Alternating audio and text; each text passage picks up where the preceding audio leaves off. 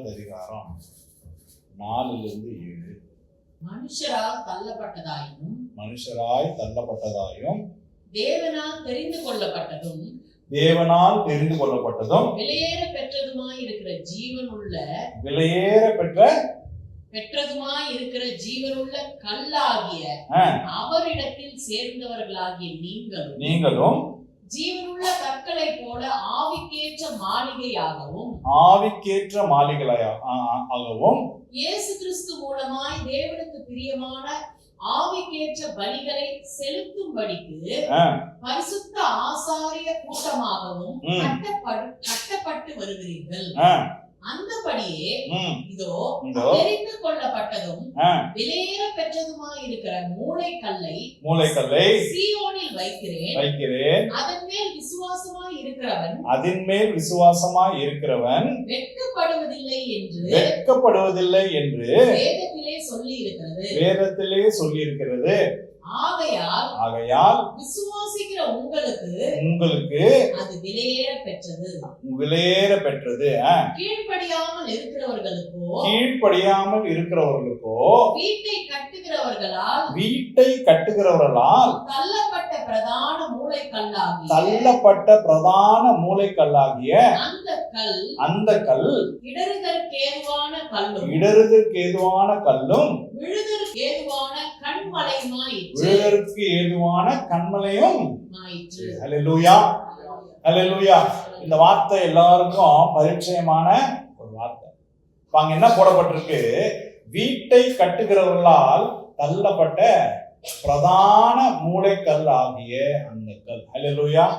வீட்டை கட்டும் பொழுது தள்ளப்படுகிற கல். அப்ப அந்த பேஸ்மெண்ட் போடுவதற்கு கருங்கல்ல கட்டுறோம். அப்ப இங்க கட்டும் பொழுது, அந்த பில்டிங் கட்டும் பொழுது இந்த கல் இந்த பில்டிங்க்கு அது பிரயோஜனமா இருக்காது. அதை கட்டுகிறவர்கள் என்ன பண்றாங்களாம்? அதை தள்ளிவிட்ட ஒரு கல்லை குறித்து இந்த வசனம் சொல்லப்படுகிறது. ஹல்லேலூயா.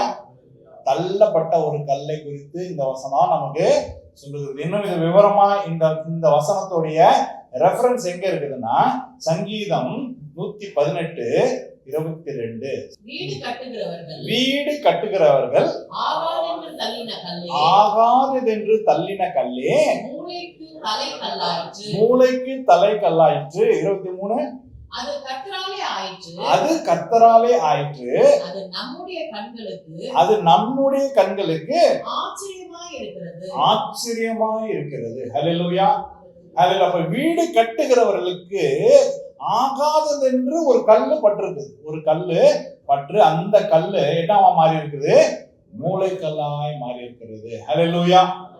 அப்ப இங்கே இந்த கல்லை குறித்து பேசிக் கொண்டிருக்கிற இந்த வசனங்கள், அந்த கல் யார் என்பதை நாம் அறிந்து வைத்திருக்கிறோம். இந்த கல்லு இயேசு கிறிஸ்துவை குறித்து சங்கீதத்திலேயே தாவீதின் மூலமாக அங்கே தீர்க்க தரிசனமாய் சொல்லப்பட்டிருக்கிறது. என்ன பட்டிருக்குதுன்னா, வீடு கட்டுகிறவர்கள் ஆகாதது என்று தள்ளிவிட்ட கல்லாமா. இப்ப இயேசுவை அறிமுகப்படுத்துகிறது. மேசியான்றோம், இம்மானுவேல் என்றோம், உலக ரட்சகர்ன்னு சொல்றோம், அநேக பிதாவின் ஒரே பேரான குமாரன் சொல்லி பல விதமாக அவரை புரிந்து கொண்டு இருந்த நேரத்துல இயேசுக்கு இப்ப வேற ஒரு பரிமாணத்தை இங்கே கொடுக்கப்படுகிறது. அந்த பரிமாணம் என்ன அப்படின்னா, அவர் ஒரு தள்ளப்பட்ட கல். இப்ப எதுக்காக நம்ம இதை பேசிக் கொண்டிருக்கிறோம்? இயேசு கிறிஸ்து எதற்காக தள்ளப்பட்டார்? இயேசு கிறிஸ்து எதற்காக தள்ளப்பட்ட கல்லாய் இங்கே நமக்கு வேதம் சொல்லுகிறது. இயேசு கிறிஸ்து ஏன் தள்ளப்படுகிறார்? அப்ப இயேசு கிறிஸ்து ஏன் தள்ளப்படுகிறார்னா, அவர் இந்த உலகத்திற்கு பிரயோஜனம் அற்றவராய் காணப்பட்டிருக்கிறார். ஹல்லேலூயா. இப்ப அந்த ஒரு படத்தை காண்பிக்கிறேன், அதுல இருந்து உங்களுக்கு தெரியும். அந்த படத்தை கொஞ்சம் போடுங்க. முதல் படம். இப்ப இங்க பாத்தீங்கன்னா எதிரில் உங்களுக்கு ஒரு கட்டடம் தெரியுதா இல்லையா? கட்டடமே விழுந்து கிடக்குற மாதிரி தெரியுதா? அது கட்டிக்கிட்டு இருக்கிறாங்க. ஒரு கட்டடம் தெரியுது, ஏதோ கட்டுற மாதிரி தெரியுது. இப்போ கீழே சில காரியங்கள் தெரியுது. இந்த இடம் பாத்தீங்கன்னா இதெல்லாம் என்னது? நம்ம ஊர்ல என்ன சொல்றோம், இந்த மணல் ஜல்லின்றோம்ல. இந்த ஜல்லின்றது என்னது? அங்க இருந்து சிதறந்தது இதெல்லாம் ஜல்லியாய் மாறி நீங்க போன. இந்த கல்லெல்லாம் இந்த பில்டிங்க்கு இந்த கல்லெல்லாம் தேவைப்படாது. பண்ணவில்லை. ஹல்லேலூயா. அப்ப அந்த பில்டிங்ன்றது என்ன அப்படின்னா, இந்த உலகத்திற்கு இயேசு கிறிஸ்து தேவை இல்லை. இயேசு கிறிஸ்துடைய ரூபமோ இயேசு கிறிஸ்துடைய சைஸோ இந்த உலகத்துல ஃபிட் ஆகலன்னு அர்த்தம். ஃபிட் ஆகலன்னு அர்த்தம். ஹல்லேலூயா. உலகத்திற்கு அவர் வரும்பொழுது இந்த உலகத்தின் பார்வையில உலகத்தின் மாதிரியே பேசி உலகத்தின் மாதிரியே காரியங்களை செய்து கொண்டிருந்தாருன்னா இந்த உலகத்துல என்ன இருப்பாரு? ஃபிட்டா இருப்பாரு. ஆனா அவர் ஃபிட் ஆகாம இருக்கிறதால இந்த உலகம் பேசுறத அவர் பேசல, உலகம் செய்ததை அவர் செய்யல, இந்த உலகத்தின் அதிபதிகளை அவர் மதிக்கல, உலகத்தின் மேன்மைகளை அவர் நாடல, உலகத்துல ஒரு பெரிய ஐஸ்வர்யமான அவர் இல்லை. அப்ப இந்த உலக சாயல்ல எப்படி பார்த்தாலும் இயேசு எப்படியா தெரிஞ்சாரு அப்படின்னு பார்த்தா உலகத்திற்கு அவர் உதவா ஒரு மனுஷராய் காணப்பட்டார். ஹல்லேலூயா. கரெக்டா இல்லையா? உலகம் எப்படி எப்படிலாம் அவரை எதிர்பார்த்து வந்திருக்குமோ இந்த உலகம் யாரை பெருசா மேன்மை பாராட்டும் இந்த உலகத்துல அப்படின்னு பாத்தீங்கன்னா பெரிய பலம் வாய்ந்தவங்களும் இந்த உலகத்துல ஜெயித்தவங்களை இந்த உலகம் மதிக்கும். கரெக்டா இல்லையா? இந்த உலகத்தின் மாதிரியே நீங்க பேசணும், உலகத்தின் மாதிரியே செய்யணும். அப்பதான் இந்த உலகம் இவன் நம்முடையவன் என்று இந்த உலகம் நம்ம ஏற்றுக்கொள்ளும். நீ உலகத்தின்படி பேசாம வேற ஏதோ ஒரு பேசி கொண்டிருக்கிறதுனால அவரை தள்ளி விட்ட கல்லாய் மாற்றி விட்டாங்க. தள்ளி விட்ட கல்லாய் மாறி. ஏன் இங்க தள்ளப்பட்ட கல்னு சொல்லப்படுகிறதுனா உலக சாயல்ல அவர் வராதபடி அவர் தேவனுடைய சாயல்ல வந்ததுனால இந்த உலகம் அவரை அறியவில்லை. ஹல்லேலூயா. இந்த உலகம் அவரை அறியவில்லை. ஒருவேளை அந்த ஏரோது ராஜா தெரியும்ல, அவர் பிறந்தப்போ ஏரோது ராஜான்னு இங்க அந்த பட்டணத்துல இருந்தார். ஏரோது ராஜாக்கு பிள்ளையா பிறந்திருந்தாருன்னா கொஞ்சம் யோசிச்சு பாருங்களேன். இயேசு கிறிஸ்து ஏரோது ராஜாக்கு பிள்ளையா பிறந்திருந்தாருன்னா அவரை தள்ள முடியுமா? அவரை தள்ளி இருக்க முடியுமா? ஏங்க ஏரோது ராஜா இவங்களெல்லாம் ஆதிக்கம் செலுத்தி கொண்டிருந்த யூத குலத்துல எதுக்கு பிறக்கணும்? ரோமரா பிறந்திருந்தாருன்னு வச்சுக்கோங்க. எப்படி ரோமரா பிறந்திருந்தாருன்னா அவரை தள்ள முடியுமா? அந்த கல்லை தள்ள முடியுமா? வாங்கன்னு அந்த கல்லை கொண்டு இணைச்சிருப்பாங்க. ஆனா அவர் எங்க அப்படின்னா யாருமே கண்டுகொள்ளாத யாருமே மதிக்காத ஒரு குலத்துல அது மாதிரி பிறந்து தன்னை வெளியில எந்த ஒரு அந்தஸ்தும் இல்லாம பிறந்ததுனால அவரை தள்ளி விட்டாங்க. இந்த உலகம் அப்படிதான். இந்த உலகத்துல ஜெயிக்கிறவங்களை மாத்திரம் தான் சேர்த்துக்கொள்ளும், மற்றவங்க எல்லாம் அது என்ன பண்ணிடும்? தள்ளி விட்டுரும். அல்லேலூயா. சரி, அப்போ இந்த உலகத்திற்கு அவர் ஒத்து போகாதனால தள்ளி விட்டாங்க. இது ஒரு முக்கியமான காரணம். இன்னொரு காரணம் இயேசு கிறிஸ்து ஏன் தள்ளினாங்க, இயேசு கிறிஸ்து ஏன் தள்ளப்பட்ட கல்லுன்னு சொல்லப்பட்டிருக்கிறது அப்படின்னு பார்த்தா இன்னொரு முக்கியமானதை ஆண்டவர் இன்னைக்கு காலையில தான் எனக்கு வெளிப்படுத்துறாரு. இது எங்கேயுமே இல்லை, தெரியல இருக்குதா இல்லைன்னு சொல்ல போறாரு. இல்லை, எனக்கு திடீர்னு தோணுச்சு வேற விதமா. இப்போ நீங்க அந்த காலத்துல நம்ம இன்னைக்கான பில்டிங் மைண்டு வச்சே நம்ம இதை யோசிச்சுட்டு இருந்தோம்னா இது புரியாது நமக்கு. நம்ம இன்னைக்கான பில்டிங் மைண்டு இன்னைக்கு இருக்க டெக்னாலஜி வச்சு யோசிச்சிங்கன்னா புரியாது. அப்படியே எல்லாரும் ஒரு 3000 வருஷம் முன்னாடி போங்களேன், பின்னாடி போங்க. 3000 வருஷம் பின்னாடி போங்க. அங்க பில்டிங் கட்டி கொண்டிருக்கிறாங்க. ஒரு கல் வந்துருச்சு. இப்போ உங்களுக்கு அந்த ஷேப்பு சைஸ் சரியில்லை, தள்ளிட்டீங்க. இப்போ இந்த இடத்துல ஷேப் சைஸ் எல்லாம் கரெக்டாக தான் இருக்குது. ஆனா என்ன பண்ண முடியல, ஒரு பில்டிங்ல ஒரு கல்லை இணைக்கணும்னா, ஒரு பில்டிங்ல ஒரு கல்லை இழைக்கணும்னா நீங்க அடுத்த படம் போடுங்க. இந்த ஒரு பில்டிங்ல இந்த கல்லை இணைக்கணும்னா இந்த கல்லெல்லாம் இதே ஷேப்லயா வந்திருக்கும். என்ன பண்ணுவாங்க ஒரு கல்லை என்ன பண்ணுவாங்க, உடைச்சி செதுக்கி, இங்கிலீஷ்ல சிசல்னு சொல்றாங்க. அப்போ அந்த கல் வேலையை செய்யறவங்க என்ன பண்ணுவாங்க, அதை உடைச்சி செதுக்கி. இப்ப கூட செங்கல் கூட அப்படிதான் பண்றாங்க இல்லையா? அந்த சந்தில எல்லாம் இது பண்ணணும்னா அதை பாதியா உரைச்சி இதை பண்ணி அந்த இடத்துல. சரி, இப்ப யோசிச்சு பாருங்களேன், உங்க கையில ஒரு கல் வந்துருச்சு, ஆனா அதை உடைக்கவும் முடியல, செதுக்கவும் முடியல, பாதி ஒண்ணுமே அதை ஒண்ணுமே பண்ண. அப்படியாப்பட்ட கல்லை இப்ப உங்ககிட்ட, நீங்க தான் சிற்பி, நீங்க தான் அந்த பில்டிங் கட்டிட்டு இருக்கிறீங்க, உங்ககிட்ட கொடுத்தா நீங்க என்ன பண்ணுவீங்க? ஷேப் கரெக்டா இருக்குது, சைஸ் கரெக்டா தான் இருக்குது, ஆனா என்னால இந்த கல்லை என்ன பண்ண முடியல, இந்த கல்லை என்னுடைய சிந்தனைக்கு ஏற்றா போல, என்னுடைய தேவைக்கு ஏற்றா போல இந்த கல்லை என்னால செதுக்க முடியவில்லை, இந்த கல்லை என்னால செதுக்க முடியவில்லை, இந்த கல்லை என்னால உடைக்க முடியவில்லை, இந்த கல்லை என்னுடைய பயன்பாட்டுக்கு ஏற்றா போல என்னால் மாற்ற முடியவில்லைன்னா ஒரு மனுஷன் என்ன பண்ணுவான், அதையே என்ன பண்ணிடுவான், எவ்வளவுதான் இதுவா இருந்தாலும் அதை தூரம் தூக்கி போட்டு விட்டுருவோம். ஹல்லேலூயா. இந்த வேதத்தை புரிந்து கொள்ளணும்னா அதுதான் சின்ன இது. ஏன்னா இன்னைக்கு இருக்கிற மைண்ட்ல நம்ம யோசிச்சோம்னா இன்னைக்கு அது மாதிரி செய்ய முடியாது. எல்லா மிஷினும் வந்துருச்சு, நீங்க அறுத்துருவாங்க, எல்லாம் பண்ணிடுவாங்க. நம்ம பேசி கொண்டிருக்கிறது 3000 வருஷத்துக்கு முன்பாக. இயேசு கிறிஸ்துவை தள்ளப்பட்ட கல்லுனா இது ஏன் உலகத்திற்கு அவர் பிரயோஜனம் இல்லாமல் போய்விட்டாருன்னா, அந்த உலகத்தால இயேசுவை என்ன பண்ண முடியல, அவரை உடைக்கவும் முடியல, அவரை செதுக்கவும் முடியல. அப்படின்னா என்ன அர்த்தம் அப்படின்னா, இயேசு கிறிஸ்துவுடைய போதனைகளை உங்களால மாற்ற முடியாது, உங்களுக்கு ஏற்பவர் போல அவரை சொல்ல வைக்க முடியாது. ஹல்லேலூயா. ஆண்டவர் இதுதான் நமக்கு இன்னைக்கு கொடுத்திருக்கிற சத்தியம். அப்ப இயேசு கிறிஸ்து ஏன் இந்த உலகம் தள்ளிவிட்டது அப்படின்னா, பரிசேயரும் சதுசேயரும் வேத பாரகரும் அவர் வாழ்ந்த காலம் முழுக்க இயேசு கிறிஸ்துல வந்து போராடி போராடி அவங்க தர்க்கம் விட்டது எதற்காக அப்படின்னா, எப்படியாவது இவரை நம்ம ஆளாய் மாற்றிக்கொள்ளணும். அப்படின்னு என்ன அர்த்தம், எங்களுக்கு சாதகமா பேசுங்க இயேசுவே. எப்படி எங்களுக்கு அந்த சாதகமான ஒரு வார்த்தை அவர் வாயிலிருந்து வந்துச்சு. முதல் என்ன வார்த்தை வந்துச்சு? வெள்ளடிக்கப்பட்ட. எப்படி சொன்னாரு? இது சாதகமா இருக்கா? இதுதான் அவரை என்ன பண்ண முடியல, ஒரு கல்லை எடுத்து மனுஷனால தனக்கு ஏற்றதாய் மாற்றி கொள்ள முடியல. இயேசுவின் சிலுவையின் உபதேசம் நம்ம சொல்றது இதுதான். இன்னைக்கு நம்ம சத்தியம் பேசிட்டு இருக்கிறது. சத்தியத்தை நாம மாற்ற முடியாது. இயேசுவை தள்ளி விட்ட கல்லாய் மாற்றுறதுக்கு முக்கியமான காரணம், அந்த கல்லு வந்து உங்களால உங்களுக்கு ஏற்ப ஷேப்ல மாற்ற முடியாது. உங்களுக்கு ஏற்ற ஷேப்ல நீங்க மாற்ற முடியாது. அதனாலதான் அந்த கல் ரொம்ப முக்கியமா இருக்குது. அந்த கல் எப்படி மாறிச்சான்? 22வது வசனத்துல படிக்கிறேன்.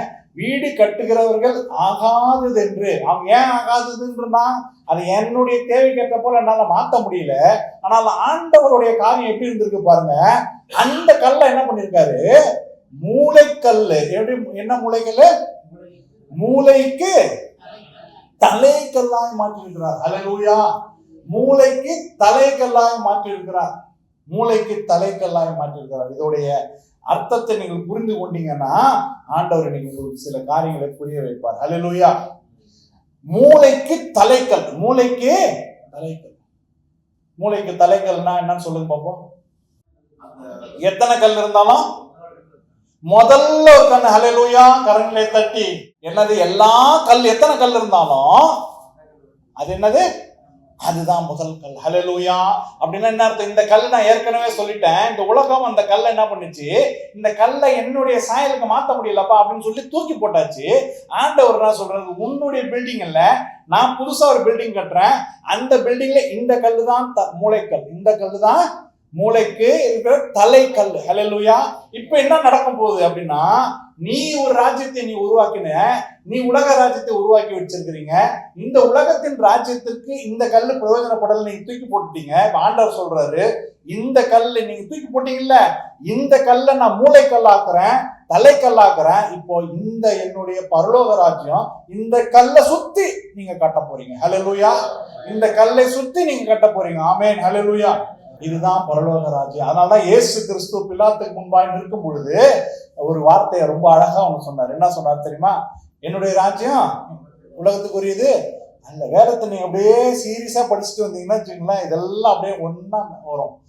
என்னுடைய ராஜ்யம் இந்த உலகத்துக்குரியது அல்லன்னு ஏன் சொல்லுகிறாருன்னா, இந்த உலகம் பல விதமான கல்லுகளை வச்சு நீங்க கட்டிட்டீங்க. அந்த கல்லு அதுக்குள்ள வந்து நான் ஃபிட் ஆக மாட்டேன். அந்த கல்லு இந்த உலகத்திற்குள் இயேசுவை நம்மால் ஃபிட் பண்ண முடியாது. ஏன்னா இயேசுவை என்ன பண்ண முடியாது, நீங்க உடைக்கவும் முடியாது, செதுக்கவும் முடியாது. அவருடைய சத்தியம்தான்.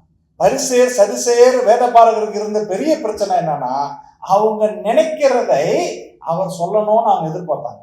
அவங்க செய்துட்டு இருந்த காரியத்தை அவர் சரின்னு சொல்லணும்னு அவங்க எதிர்பார்த்தாங்க. கடைசி வரைக்கும் போராடி பார்த்தாங்க.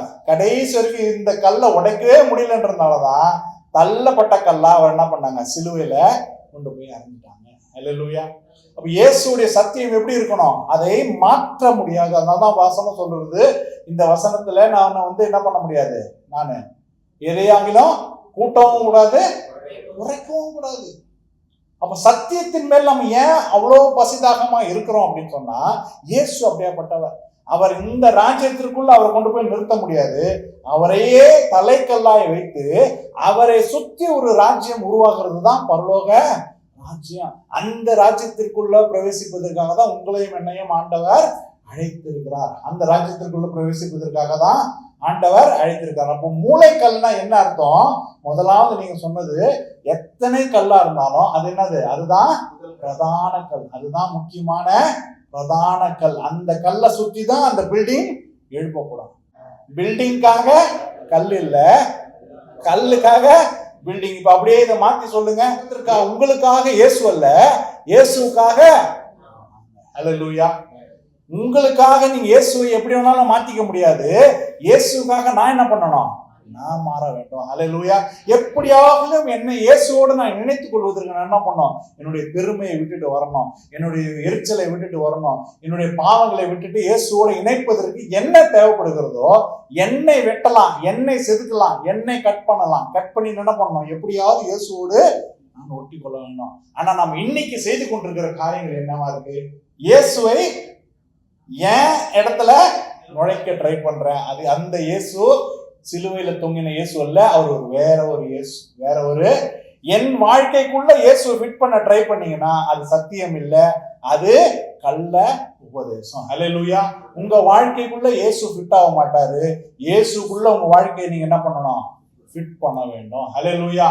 அதுதான் தலைக்கல், அதுதான் மூளைக்கல். அப்போ உங்க வாழ்க்கைக்கு முக்கியமான அஸ்திபாரம் என்னது அப்படின்னு பாத்தீங்கன்னா இயேசு கிறிஸ்து. அந்த இயேசு கிறிஸ்து மூளைக்கல், அதுதான் ஒரே கல். இந்த மூளைக்கல்லுக்கு இன்னொரு காரியம் ஒண்ணு இருக்குது, அது ரொம்ப ரொம்ப முக்கியம். அதுதான் இன்னைக்கு நம்ம புரிந்து கொள்ளணும். அந்த அடுத்த படத்தை கொஞ்சம் போடுங்களேன், அதை பார்த்து நான் இந்த கல்லை பார்க்கும் பொழுது இந்த கட்டிடம் என்னதுன்றதை நீங்களும் நானும் தெரிந்து கொள்வோம். அதற்காக தான் கல்லு பதிக்கப்படுகிறது. இன்னைக்கு மாத்திரம் இல்ல, ஆயிரம் வருஷமா எந்த பெரிய பில்டிங் நீங்க எடுத்தீங்கன்னாலும் கல்லுகள் பதிக்கப்படுகிறது. காரணம் என்ன? அதுல அங்க எழுதி வச்சிருக்க காரணம் என்ன அப்படின்னா, இந்த பில்டிங் என்னதுங்க அப்படின்னு கண்டுபிடிக்கணும்னா அதோடைய மூளைக்கல்ல நீங்க கண்டுபிடிக்கும் பொழுது, அந்த மூளைக்கல்ல அந்த இதோடைய இது இப்போ ரீசெண்டா நடந்திருக்குது, 1866. அடுத்த படத்தை போடுங்க. இது கொஞ்சம் பெருசு பண்ணுங்க.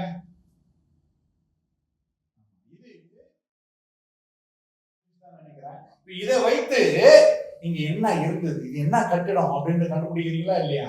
அதே போலதான் ஆண்டவர் உங்களையும் என்னையும் என்ன சொல்றாரு? நீயும் நானும் யார் என்பதை எதை வைத்து கண்டுபிடிக்க போறாங்க? இயேசுவான அந்த மூளைக்கல்லுடைய அவருடைய வல்லமையை வைத்து கண்டுபிடிக்க போறாங்க. ஹல்லேலூயா. நீ இந்த உலகத்துல தனியாக இல்லப்பா. இயேசு கிறிஸ்து தான் உங்களுக்கும் எனக்கும் என்னவா இருக்காரு? அடையாளமாய் காணப்படுகிறார். அதுதான் இந்த வார்த்தையுடைய அர்த்தம்.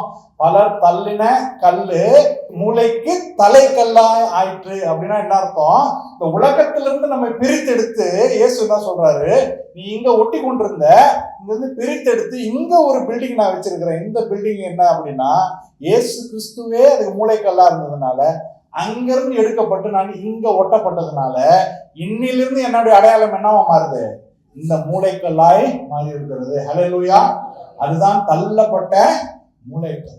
மூளைக்கல்லுடைய முக்கியமான அம்சம் என்ன அப்படின்னா அதுதான் முதல் கல் பதிக்கப்படுகிறது. இரண்டாவது அந்த பில்டிங்குடைய அந்த கட்டிடத்துடைய அடையாளமாக அது இருந்து கொண்டிருக்கிறது. அடையாளமாய் இருந்து கொண்டு, அதனாலதான் அந்த கல்லை தேர்ந்தெடுக்கிறதுக்கு ரொம்ப கவனமாய் தேர்ந்தெடுப்பாங்க. அப்ப இயேசு கிறிஸ்துவை ஆண்டவர் என்ன சொன்னாரு?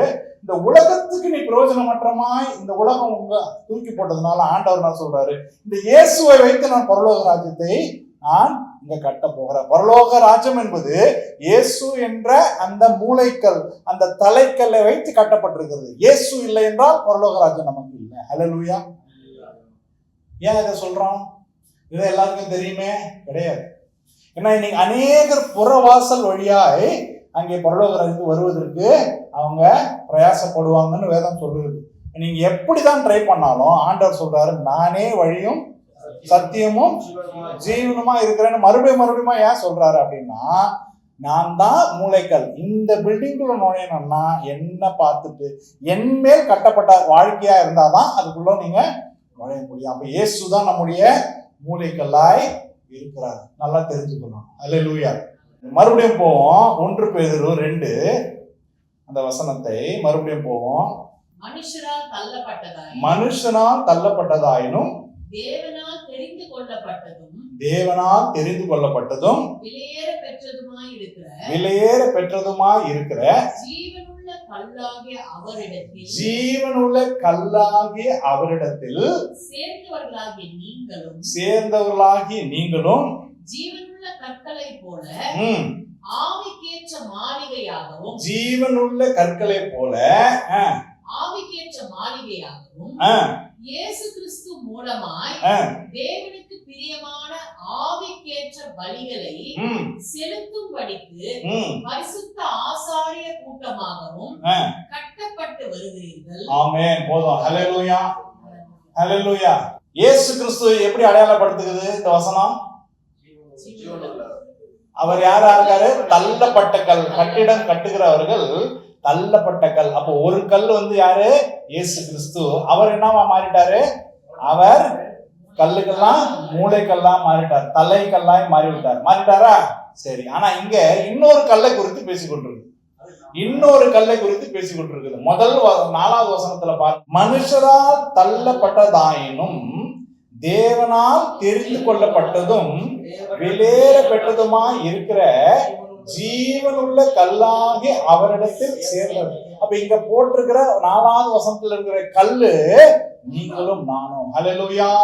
அப்ப ஏன் இது ரொம்ப ரொம்ப முக்கியம் அப்படின்னா, இந்த உலகத்திலே துன்பப்பட்டவர்கள், உலகத்திலே எளியவர்கள், உலகத்திலே ஒன்றும் இல்லாதவர்கள், உலகம் யாரை மதிக்கலையோ ஆண்டவர் அவர்களை பார்த்து என்ன சொல்றாரு? இந்த உலகத்தால் தள்ளப்பட்ட கல்லு நீங்கெல்லாம் என்னவா இருக்கிறீங்க அப்படின்னா, மனுஷரால் தள்ளப்பட்டதாயினும் தேவனால் தெரிந்து கொள்ளப்பட்டீங்க. ஹல்லேலூயா.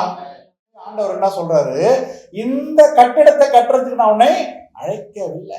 ஏன்னா உங்களுக்கு முன்பாக நீங்கள் அங்கே அவங்க தள்ளப்படுவதற்கு முன்பாக அவங்க என்ன தள்ளிவிட்டாங்க. அதனாலதான் வசனம் அடிக்கடி சொல்றது, இந்த உலகம் உங்களுக்கு முன்பாக என்னை பகைத்தது, உங்களையும் என்ன பண்ணோம்? பகைக்கும். ஆண்டவர் சொல்றாரு, இங்க இருந்து ரிஜெக்ட் ஆன கேஸ் எல்லாம் என்ன பண்ணுங்க? எல்லாம் எங்க வாங்க?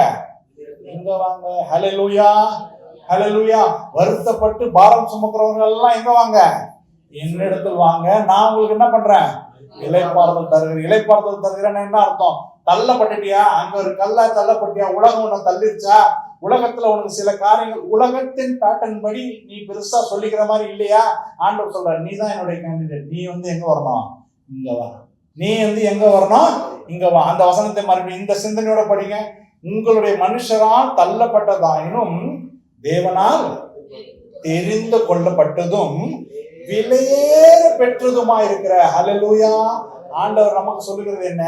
உலகத்திற்கு உனக்கு விலையே கிடையாது, உலகத்துல உங்களை மதிப்பே இருக்காது. ஆனா ஆண்டவரோடு நீங்க இணைக்கப்படும் பொழுது ஆண்டவர் என்ன சொல்றாரு?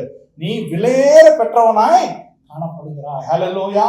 அந்த தள்ளப்பட்ட கல், மூளைக்கல்லின் மேல் நீங்க ஒரு கல்லாய் சேர்க்கப்படும் பொழுது ஆண்டவர் உங்களை என்னை எப்படி அழைக்கிறாரு?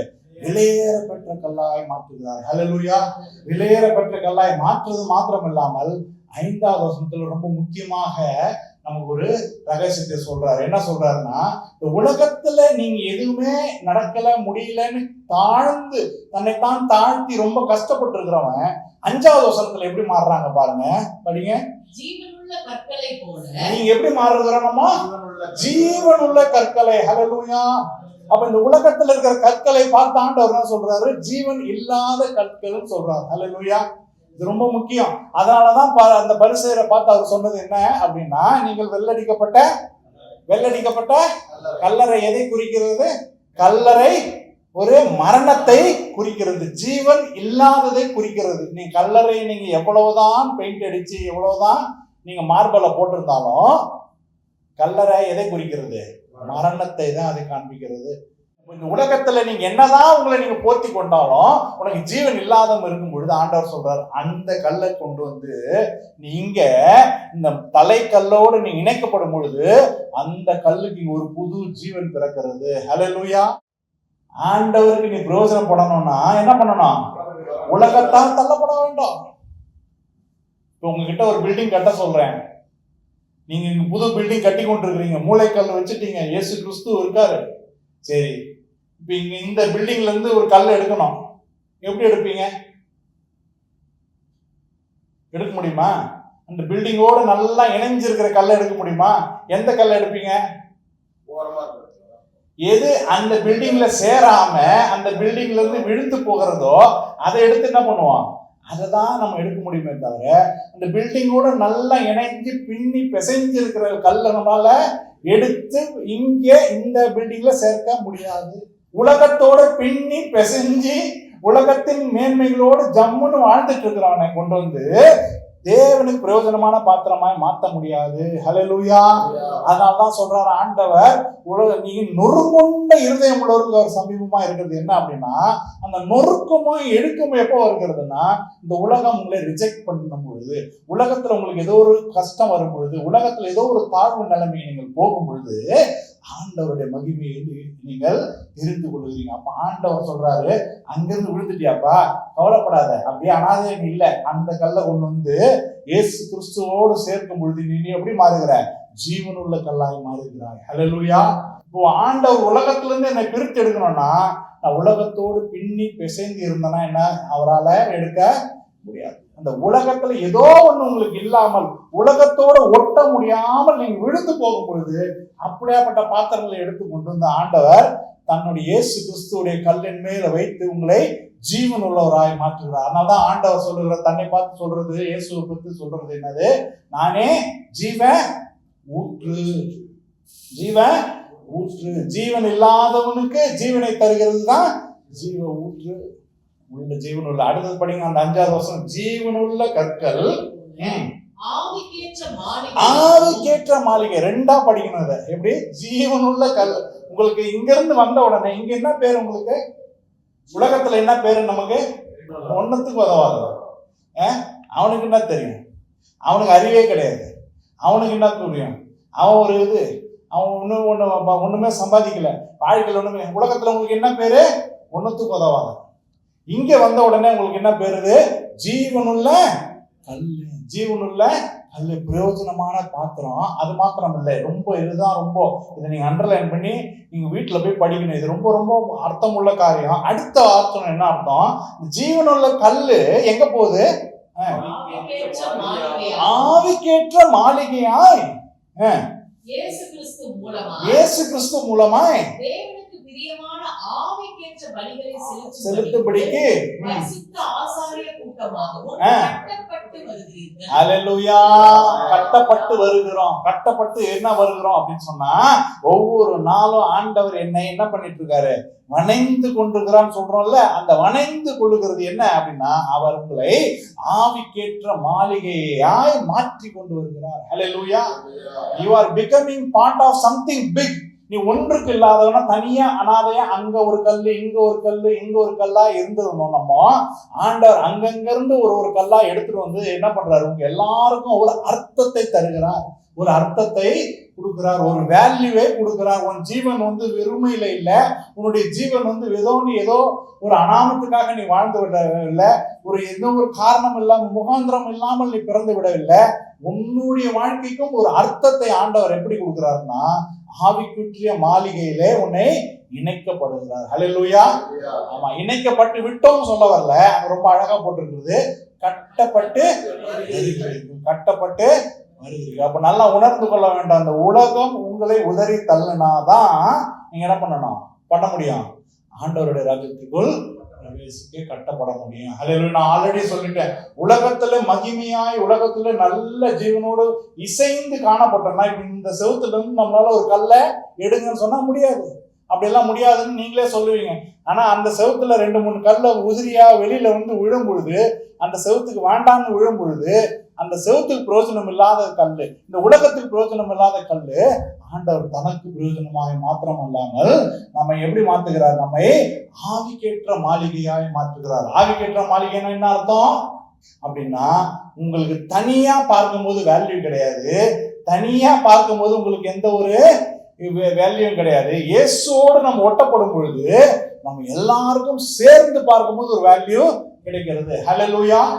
ஹல்லேலூயா. ஒரு பெரிய மாளிகை நீங்க பார்க்கும் பொழுது தனியா கல்லுகள்லா பார்க்க மாட்டீங்க, முற்றிலுமாய் அது முடிந்த ஒரு ப்ராடக்டாய் பார்க்கும் பொழுதுதான் அது இங்க என்ன நடந்தது. இங்க கூட ஒரு பில்டிங் கட்டும் பொழுது இங்க சுத்தி அந்த இது போட்டுடுறாங்க, வெளியில உள்ள என்ன நடக்குதுன்னு தெரிய மாட்டேங்குது நமக்கு. ஆனா ஃபினிஷ்டு ப்ராடக்ட் எப்படி வரும்னு உங்களுக்கு தெரியாது. அது யாருக்கு தெரியும்? அதை யார் உருவாக்குகிறார்களோ அந்த ஓனருக்கும் அந்த ஆர்கிடெக்டுக்கும் இது என்னதுன்றது தெரியும். அதே போலதான் இங்க இந்த வசனம் நமக்கு சொல்லுகிறது, ஆண்டவர் நம்மை கட்டப்பட்டுகிறவர்கள் நம்ம எப்படி இருக்கிறோம்? கட்டப்பட்டு வருகிறீர்கள். ஏன் இவ்வளவு கஷ்டம்? விசுவாசத்திற்காக நான் ஏன் இவ்வளவு கஷ்டப்படணும் அப்படின்னு உங்களுக்கு தெரியாமல் இருக்கலாம். ஆனா அதோட ஃபினிஷ்டு ப்ராடக்ட் யாருக்கு தெரியும்? தேவனுக்கு தெரியும். ஹல்லேலூயா. நான் செய்வதெல்லாம் அந்த மூளை கல்லை விசுவாசித்து, இயேசு கிறிஸ்துவை விசுவாசித்து நான் அந்த கட்டடத்தோடு என்னை இணைக்கப்படும் பொழுது ஜீவன் இல்லாத தள்ளப்பட்ட உதறி தள்ளின யாருமே மதிக்காத ஒரு பாத்திரத்தை ஆண்டவர் என்ன பண்றாரு? எல்லோருக்கும் ஆசீர்வாதமாய் மாற்றுகிறவராய் காணப்படுகிறார். ஹல்லேலூயா. அதுதான் தேவன் தருகிற ஆசீர்வாதம். அதுதான் தேவன் தருகிற. இந்த உலகத்துல வேல்யூ இல்லாமல் காணப்படுகிறீங்களா? அப்படியாப்பட்ட சிந்தனை உங்களுக்கு இருக்குது அப்படின்னு சொன்னா தேவனுக்கு நான் பிரயோஜனப்படணும்னு நீங்க அர்ப்பணித்து பாருங்க. ஆண்டவர் அங்கிருந்து உங்களை எடுத்து இந்த தலைக்கல்லோடு உங்களை இணைக்கும் பொழுது உன்னுடைய வாழ்க்கையில் ஒரு ஜீவன் வரும். ஹல்லேலூயா. அதுதான் அந்த வசனம் சொல்றது, ஜீவனுள்ள கற்களை போல. ஜீவனுள்ள கற்களை போல. அப்ப ஜீவனுள்ள கல்லுனா என்ன அப்படின்னா, உங்கள் வாழ்க்கைக்கு மற்றவங்களுக்கு உங்களால ஒரு பிரயோஜனம் இருக்குதுன்னு அர்த்தம். ஹல்லேலூயா. அப்போ இங்க என்ன போடப்பட்டிருக்கு? இந்த உலகம் உங்களை தள்ளிவிட்டு, தள்ளப்பட்ட கல், மனுஷரால் தள்ளப்பட்ட கல். இந்த உலகம் யார தள்ளும்? தனக்கு பிரயோஜனம் இல்லாத. அப்ப அதுல ஐஸ்வர்யவானா இருக்கிறவங்கள தள்ளுமா? ஐஸ்வர்யவானா இருக்கிறவங்க தள்ளுமா? அதுக்குதான் இன்னைக்கு அவங்க டிமாண்ட்ல இருக்கிறாங்க. சபைகள்ல கூட அவங்களுக்கு தான் front row, second row, third row வரைக்கும் அவங்களுக்கு தான். அதுக்கப்புறம் ஏன்னா அந்த வாங்கி கொடுத்த சேர்லாம் அவங்களுக்கு தான். அவங்கள தள்ளணும்னா முடிஞ்சது. ஐஸ்வர்யவானை ஆண்டவர் வெறுக்கவில்லை, ஐஸ்வர்யத்தை ஆண்டவர் வெறுக்கவில்லை. இதை நான் தப்பா புரிஞ்சுக்கிறோம் பல நேரம். ஐஸ்வர்யமே நம்ம இனிமே உழைக்க கூடாது போல் இருக்கு. ஏழையா இருந்தா கூட நான் பெருமை உள்ளவனா இருப்பேன். அதெல்லாம் எனக்கு கணக்கு கிடையாது. ஐஸ்வர்யவான் எதுக்குன்னா, ஐஸ்வர்யவான் உலகத்தால் தள்ளப்படுகிறது ரொம்ப ரொம்ப கஷ்டம். அப்ப அவனை இங்க ஆண்டவரால என்ன பண்ண முடியாது? தன்னுடைய ராஜ்யத்துல அவனை நிலை நிற்க முடியாது. ஹல்லேலூயா. ஆனால் ஐஸ்வர்யவான் அங்க தன்னை தள்ளப்பட்டவனா எவன் உணர்கிறானோ, கொர்நேலியுவை போல, அந்த சகேயுவை போல, இவங்கெல்லாம் பெரிய அந்தஸ்து உள்ள ஐஸ்வர்யவான். 100க்கு அதிபதி. அது என்ன மாதிரி போஸ்ட் தெரியுமா? எத்தனை ஆட்கள் அவனுக்கு இருப்பாங்க. அப்ப அங்க இருந்தும் அவன் ரட்சிக்கப்படுகிறானா என்ன அர்த்தம் அப்படின்னு சொன்னா, அவன் இருதயம் நொறுங்குண்ட இருதயமாய் காணப்பட்டிருக்கிறது. ஹல்லேலூயா. அப்ப ஐஸ்வர்யெல்லாம் யாரும் வரக்கூடாதுன்னு ஆண்டவர் சொல்லல. கஷ்டம் ஏன் சொல்றாருன்னா, உலகத்தால் அவர்கள் தள்ளப்படவே மாட்டாங்க. எங்க போனாலும் அவங்களுக்கு வரவேற்பு இருக்கும், எங்க போனாலும் அவங்களுக்கு மரியாதை இருக்கும். இங்க மரியாதையும் இங்க வரவேற்பு இருக்கிற வரையிலும் அவங்களால இங்க பிரவேசிக்க முடியாது. இன்னைக்கு ஐஸ்வர்யவான்னு சொல்லி நிறைய பேர் சபைக்குள்ளேயே வந்தாலும் உண்மையான ரட்சிப்புக்குள் வருவதற்கு அவங்களுக்கு கஷ்டமா இருக்கிறதுக்கு காரணம் என்னன்னா, இதே வரவேற்ப, இதே காரியத்தை இங்கேயும் எதிர்பார்க்கிறாங்க. ஹல்லேலூயா. இங்கேயும் எதிர்பார்க்கிறாங்க. இன்னொரு ரகசியத்தை மாத்திரம் உங்களுக்கு சொல்லி அதை காண்பித்து நான் அதோட முடிக்க வைக்கிறேன். அந்த படத்தை காமிக்க, 2வது படம். சரி, இப்ப இதுதான் ஜீவனுள்ள தேவன் மூளைக்கல்லாய். இதுதான் அந்த மூளைக்கல் வச்சுங்களேன். அதுதான் தலைக்கல். அந்த கல்லோடு பல கல்லுங்க இங்க என்ன இருக்கு? இணைக்கப்பட்டு இருக்கு. இருக்கா இல்லையா? அதுல எந்த கல்லு ஐஸ்வர்யவான், எந்த கல்லு ஏழை, எந்த கல்லு பணக்காரன்? அதுல எத்தனை ஒர்க் பெர்மிட், எஸ்பாஸ், பிஆர், யாராவது சொல்லுங்க பார்ப்போம். அங்க இருக்கிற ஒரே அடையாளம் என்ன அடையாளம்? மூளை கல்லு. இந்த பரலோக ராஜ்யத்திலே இருக்கிற ஒரே அடையாளம் என்ன அப்படின்னா, இயேசு கிறிஸ்து மாத்திரம்தான். ஹல்லேலூயா. அங்கே நீங்க பணக்காரனும் அல்ல, ஏழையும் இல்ல, பணக்காரனும் இல்ல, நிலவீனும் இல்ல, நிலன் வாய்ந்தவன் அல்ல. எல்லாம் இங்க வரும்போது உனக்கும் அதே அடையாளம் தான், எனக்கும் அதே அடையாளம் தான். ஹல்லேலூயா. இங்க நீங்க எவ்வளவு பெரிய சாதிச்சவர்களா இருந்தாலும் சரி, எவ்வளவு பெரிய தாளந்தோழர்களா இருந்தாலும் சரி, அதனாலதான் நீங்க சபைக்கு வரும்பொழுது, தேவனுக்கு முன்பாக வரும்பொழுது நம்ம எல்லாம் சரிசமமாகி எல்லாமே தேவனுக்கு முன்பாக இயேசு கிறிஸ்துவின் ரத்தத்தை நம்மளுடைய முத்திரையிட்டவர்களாக, இயேசு கிறிஸ்துவை விசுவாசித்தவர்களாக, விசுவாசிகளாய் போகிறோமே தவிர இன்ஜினியராக, டாக்டராக, PhDக்களாக நம்ம இங்க போகிறது இல்லை. அதுதான் ஆண்டவர் செய்கிற மகிமை. அதுதான் ஆண்டவர் செய்கிற மகிமை. அநேக எளியவர்கள் பெரிய ஆண்டவருக்கு காரியங்களை செய்கிறவர்கள் ஏன் மாறுகிறாங்கன்னா, அவங்க இந்த இடத்துக்கு தன்னுடைய அடையாளத்தை இழப்பதற்கு அவங்க ஆவலாய் காணப்படுவாங்க. ஆனா அதே ஒரு ஐஸ்வர்யவானோ, ஒரு பெரிய செல்வந்தன், உலகத்துல மேன்மையானவன் தன்னோட அடையாளத்தை இழப்பதற்கு தன்னை ஒப்பு கொடுக்கவே மாட்டான். இந்த செவத்தோடு அவன் இணைக்கப்படுவதற்கு ஒப்பு கொடுக்கவே மாட்டான். ஏன் தகுதி என்ன? நான் எப்படி, என் பேரு என்ன? என் பேரு விசுவாசி. அவர் பேர் என்ன? அவர் பேர் என்ன? நான் விசுவாசி.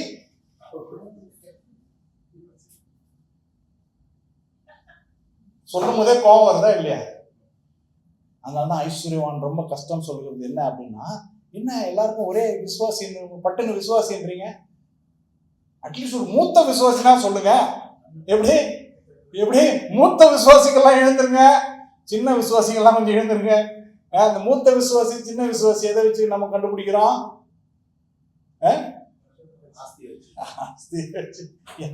யாரு காணிக்கல? அது பரலோக ராஜ்யம் அல்ல, அது இயேசு கிறிஸ்துவின் மேல் கட்டப்பட்ட கல்லு அல்ல, அது சத்தியமே இல்லை. சத்தியம் என்பது என்ன அப்படின்னா, என்னைக்கு நீ இயேசுவை ஏற்றுக்கொள்கிறாயோ அன்னைக்கு பரலோக ராஜ்யத்திலே உன்னுடைய அடையாளத்தை நீ இழக்கிறதுக்கு நீ இழந்து விடுகிறாய். அதை இழக்கிறதுக்கு ஒப்பு கொடுக்கிறது தான் ரட்சிக்கப்படுகிறது. ஹல்லேலூயா. நீ உன்னை இழந்தாதான், நீ உனக்கு மரித்தாதான் கிறிஸ்துவுக்குள் ஜீவிக்க முடியும். ஹல்லேலூயா. இப்பதான் அந்த வசனத்தோட அர்த்தம்லாம் உங்களுக்கு புரியும். எனக்கு ஏன் பவுல் சொல்கிறான், நான் எனக்கு செத்து எனக்கு மரித்து நான் எப்படி இருக்கிறேன்? கிறிஸ்துவுக்குள் புது ஜீவனாய் காணப்படுகிறேன். கிறிஸ்துவுக்குள் புது ஜீவன் என்ன?